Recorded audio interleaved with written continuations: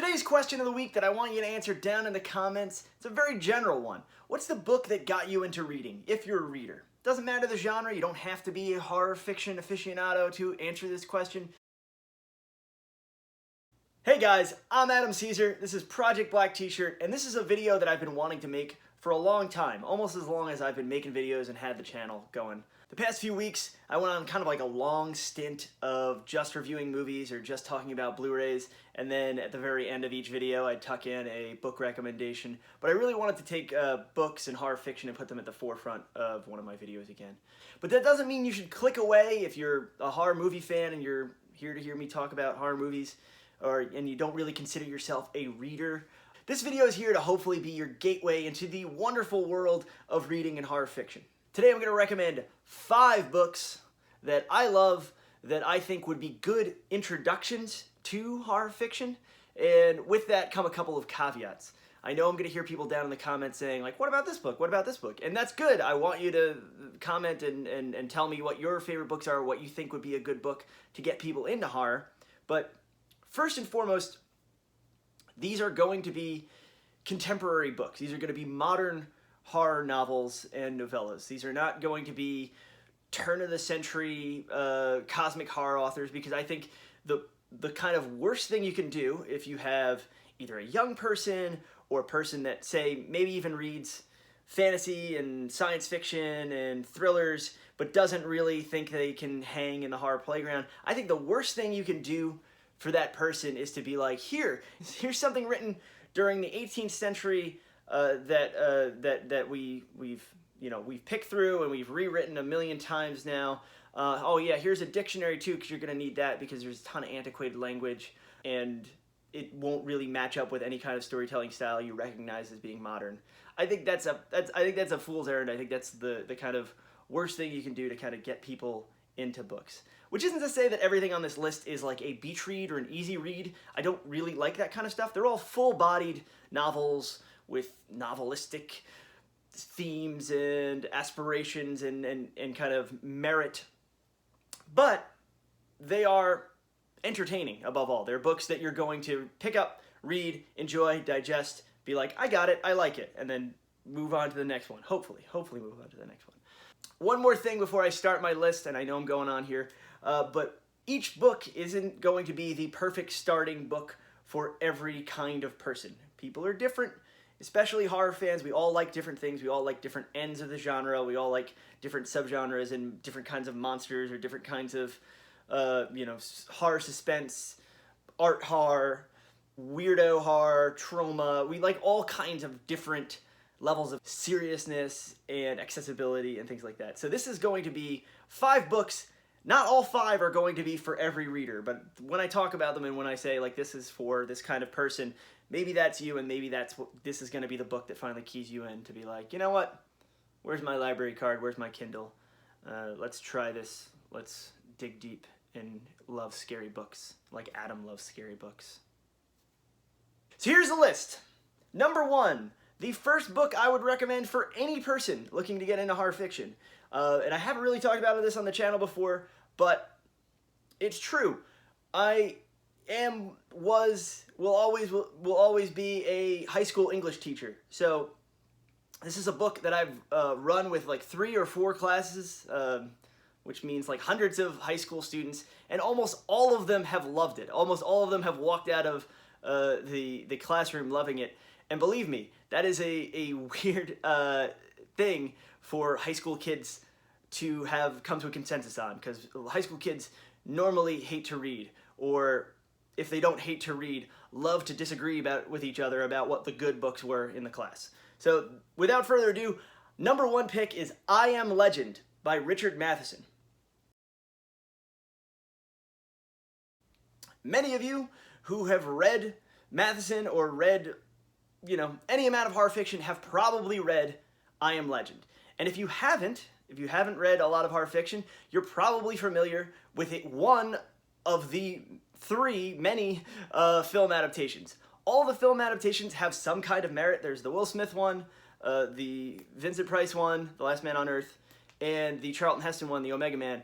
They all have kind of elements that I like, but none of them is the book. None of them adapts the book in a fairly straightforward way, except for The Last Man on Earth, which is pretty good and pretty good Vincent Price performance, but it's also incredibly hobbled and had production troubles and stuff like that. I Am Legend is at once a pulp novel, a really, really successful page-turner, and kind of the genesis of a lot of the tropes and a lot of the things that we love in modern horror cinema. Without Matheson, you don't have a George Romero, or you don't have a George Romero that we kind of recognize as Romero. Without Matheson, you don't have post-apocalyptic fiction and vampire fiction are not exactly what they are today. You don't have Guillermo del Toro. You don't have a lot of these people in cinema that we really love and think of as have kind of trailblazers without Matheson's I Am Legend. So it's a quick read. It's barely novel length. It's like a novella-ish length. It's a short novel. Read that. If you don't like that, then you're probably not going to like anything reading related, because it's a really, really fun but heavy, but breezy, but serious. It's a lot of contradictions in this book. And it's a book that like I said, I've taught with a ton of high school students, and it's resulted in some of like the best classroom discussions I've ever had. But not to turn you off, because it's not like learning. It's fun. Just read it. Number 2. Now this is for the kind of person who's watching this video and has read some horror fiction, and probably read some horror fiction maybe in the 80s or the 90s. Maybe you read Stephen King, because he's the guy you go to when you want to read horror fiction. He's the king. He's the bestseller. He's the top of everyone's chart. Stephen King, and this may surprise you, but he's written books well into the 2000s, well up to current day. A lot of the things you hear, especially if you're in like horror fiction circles, or you like go on Goodreads and look on message boards and stuff like that, is I don't like his new stuff. I don't like King's new stuff. I haven't liked anything since, The Stand or whatever. You hear people say this, but my suggestion for you is, if you've taken a leave of absence, if you haven't read a book in a while, if you haven't read a Stephen King book in a while, is to read Full Dark, No Stars, which is a collection of 4 stories ranging from novelette to novella to short novel length. All of them great. 3 of the 4 have been adapted into movies, Netflix and TV movies and stuff like that. I haven't seen any of those movies. I don't know if they're good or not. But the 4 stories in Full Dark, No Stars are kind of run the breadth of the types of horror and dark crime fiction that Stephen King writes, especially the stuff he writes in his later career. And it kind of will dispel that idea of, oh, I don't like his newer stuff, because a lot of his newer stuff is great. 11/22/63 is probably top 3 King for me. The later Dark Tower books are incredible, but the official recommendation for this video is Full Dark, No Stars. The third book on this list is a author who is not, household name like Stephen King, who is not as wildly influential as Richard Matheson, but I think deserves to be mentioned within conversation of best living horror writers anytime you're saying best living horror writers. Sarah Langan's The Missing. Now this is for fans of stuff like The Walking Dead. If you like zombies, if you like the current kind of zombie heyday we're going through, even if you don't like zombies, even if you want zombies to go away for a little while, you're gonna like The Missing, because it is I hesitate to call it straightforward. It is a pretty straightforward kind of zombie post-apocalyptic infection type story, like, patient zero of an infection type, wide-ranging, a lot of, characters, a lot of, like, stuff going on story.